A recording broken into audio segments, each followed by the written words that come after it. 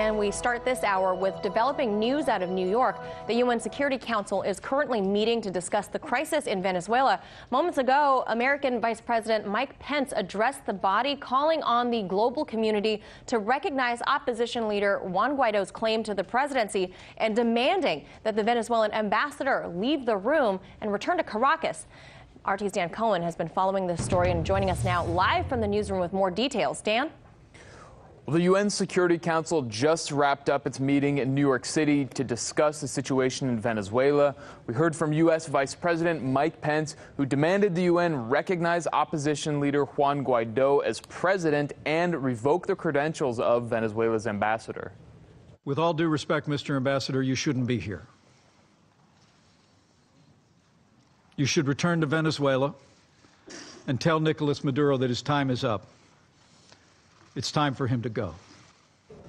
Pence also announced the U.S. is preparing a resolution for the UN to recognize Guaido as Venezuelan president and reiterated the threat of military action.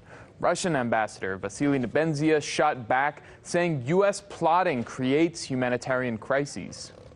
We've witnessed the same thing in other regions of the world. We heard blood-chilling stories from witnesses settled in the West about the suffering of the people in Iraq, Syria, and Libya. But the real suffering began as a result of Western interference, and people are still suffering today. Do you want the same thing for Venezuela?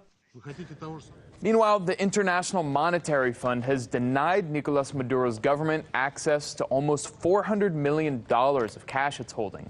The IMF has not recognized opposition leader Juan Guaido as Venezuela's president, but Guaido has said that when he takes power, his first order will be to take a loan from the IMF and restructure the economy. Former IMF chair and Guaido advisor Ricardo Hausmann said the money will be made available only when Guaido is installed as president of Venezuela. Now, this comes after the Organization of American States recognized opposition figure Gustavo Tarre as Venezuela's representative to the OAS. Tarre was implicated in an alleged plot to assassinate Maduro in 2014 and is a senior associate at the Center for Strategic and International Studies, a Washington think tank heavily funded by the U.S. government, the weapons industry, and oil and gas corporations. This, even though Venezuela had begun its process of withdrawing from the OAS in 2017, a process that will be finalized later this month. Meanwhile, blackouts continue to hit Venezuela. The Maduro government claims the U.S. has orchestrated them in an attempt to create a humanitarian crisis as a pretext for intervention.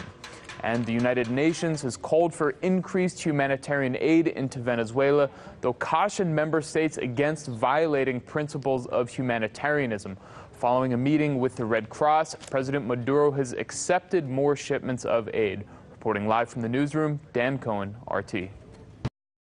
Hey YouTube, thanks for checking out our channel. We hope you enjoyed the video. We have tons of content for you just like this. For more of RT America's one-of-a-kind news and analysis, be sure to subscribe and never stop questioning more.